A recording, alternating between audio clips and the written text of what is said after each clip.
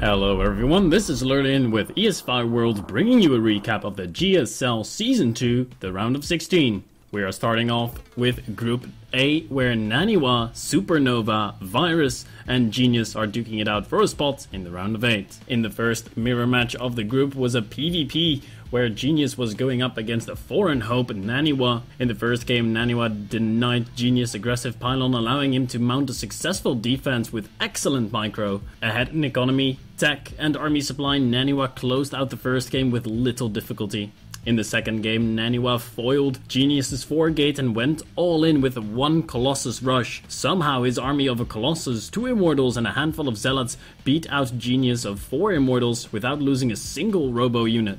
The next match was a strange TVT between Supernova and Virus. The first 2 matches, each player took one win from the other with superior tank placement winning over positioning mistakes. The last game featured an auto-turret war and a big switch into battlecruisers. The BCs belonged to Virus, and seeing as Supernova did not have the anti-air to counter them, Virus blasted through and earned the right to play against Naniwa in the winners match. In the first game of the winners match, Naniwa yet again seemed to slip early when Virus's ghost cloaked and infiltrated the detectionless Protoss army, connecting with huge EMPs and forcing Naniwa to give up a base. But Virus had invested too much gas into Vikings and Ghosts, and so did not have a resilient enough army to stop Naniwa's charge slots and Archons. In the second game, Naniwa won using a standard aggressive 3-gate timing to take the match and give the audience hard a rest. The win was Naniwa's 8th map win in a row in Code S and secured him a spot in the quarterfinals, where he will be facing MVP. In the losers match, Genius struggled against Supernova.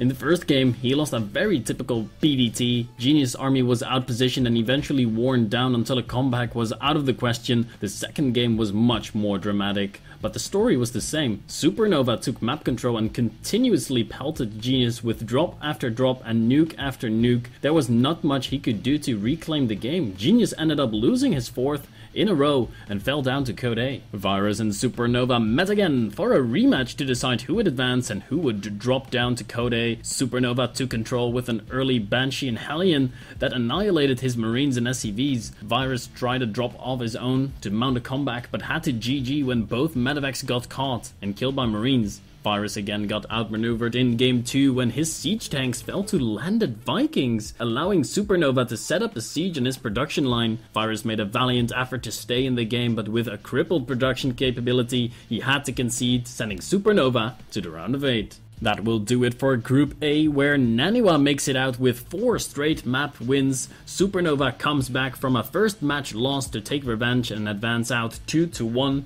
Virus fell out 1-2 and Genius lost every one of his games to be the first player knocked into the Code A from the round of 16. In Group B, MVP, July, Hero, and Lynok are duking it out for a spot in the next round. In the first game, MVP did the first real damage with Blue Flame Hellions, and he killed 25 drones and staying on equal bases. Later, MVP had built a critical mass of Thors. July tech switched away from Mutalisk and built a huge 150 Zergling army with 30 Banelings. The fragile units all just suicided into Thor and tank fire and essentially ending the game.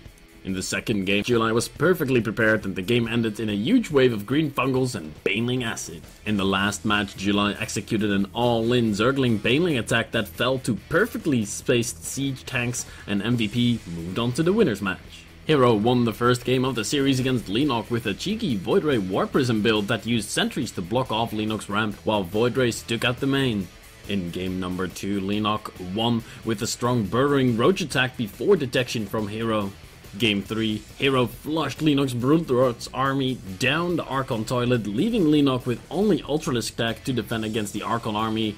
Lynok, of course, lost the match. In the winners match, Hero and MVP traded the first 2 games, which as always were decided by Templars and Ghosts. MVP got aggressive in the final game and charged in with an aggressive Marine tank build. Hero just barely fended it off with his early Immortals, prompting MVP to immediately GG. Hero advanced to the round of 8, which is kind of funny since he was the only player in the group who had not been to the GSL finals before.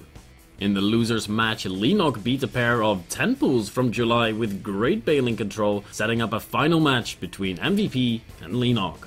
Lynok won the first game against MVP with a solid 2 racks defense followed up by a Baneling bust. Lynok was just 1 game away from advancing. MVP took the lead in Game 3 with an immaculate controlled Marine tank push that killed Lennox third and his infestation pit, while a Marine drop hurt his economy.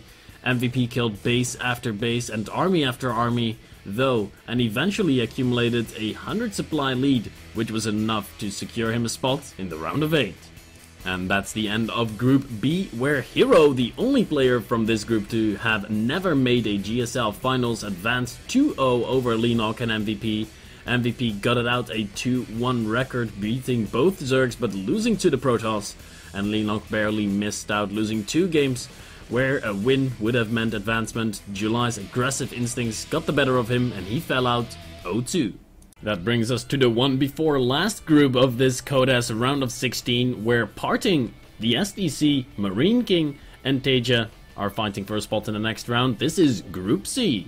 The group began with Startails Parting facing off against the OGS Terran, the SDC. In Game 1, Parting went for a very aggressive High Templar Zealot composition that destroyed any units that dared to leave the Terran base. The SDC held the lead for most of Game 2, but Parting was able to utilize his great multitasking to continue to distract the Terran. This helped make Parting's risky decisions even more effective and eventually won the match for the Protoss player. Fresh off the plane from MLG, Marine King Prime began his day with a match against Team Liquid's newest player, Teja. In 2 very interesting games, Marine King played 2 very different styles of Terran. In Game 1, MKP went for mech, getting 2-2 siege tanks to decimate the squishy bio force. In Game 2, Teja was able to take a huge lead, but Marine King lived up to his name by getting 3-3 bio upgrades and tearing through Teja with great Marine micro. In the winner's match, Parting showed us his deep understanding of the PvT matchup. In Game 1, Parting demonstrated his usual outstanding Storms and Archons that were able to win him the first game. In Game 2, MKP came back with an attack that was able to crush the Protoss Nexus and bring the series to Game 3. In the final game, Parting went for more early pressure, but this time with much more success, earning him a spot in the round of 8. The SDC continues to show that he loves proxy in buildings in an interesting proxy factory and starport build. The SDC's Banshees did decent damage, but Teja was able to turn it around with nice micro and repairs on his Viking to kill the Banshee. In Game 2, both players went for Banshee harass, with Teja getting more kills. Teja was able to keep up this lead with harass and double medevac drops to pick off vital tech structures and eventually secure the GG out of the SDC. Liquid Teja continued his small winning streak into the 5th match of the day, beating a clearly exhausted Marine King in 2 games. In Game 1, Marine King had secured a solid lead after an effective Banshee opening, but he continually overextended and lost unnecessary units, giving Teja a win. Game 2 was much closer, with both players going Marine tank, but with Teja's upgrade advantage, Marine King was forced into a base race scenario where Teja had tanks waiting for the approaching army, securing his base and giving him the win. And that is the end of Group C, where Teja surprised everyone with his great TVT skills, even shutting down Marine King in the last match. Parting played well with 2 great wins over strong Terran opponents, and now will be joining Teja in the round of 8.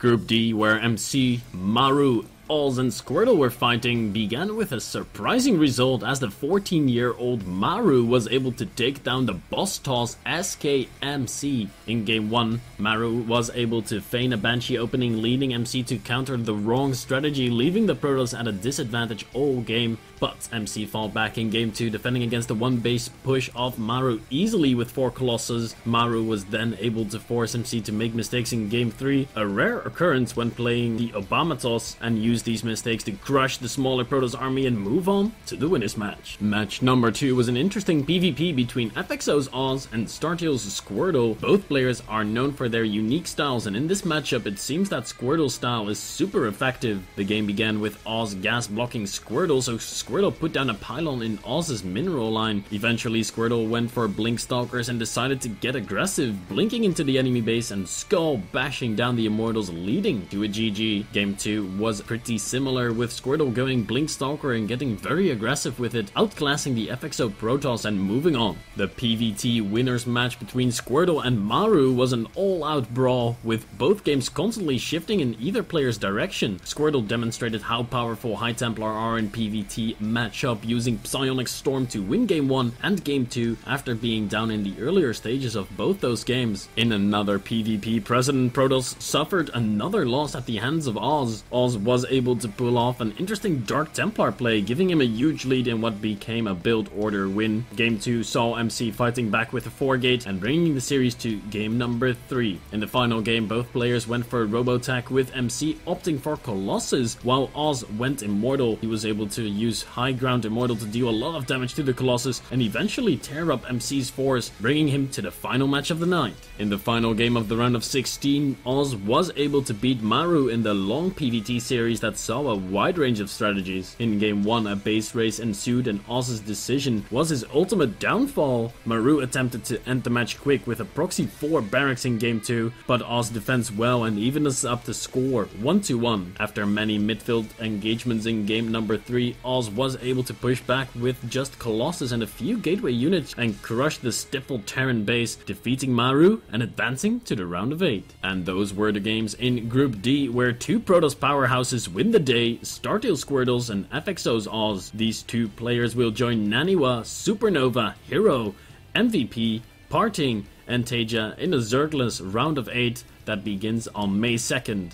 That'll do it for the round of 16 of Code S. Don't forget to check us out when we cover the round of 8 for more coverage and news around esports. Find us at Twitter at ESFI and on the web at esfiworld.com. Until next time, this was Lyrlian for ESFI World.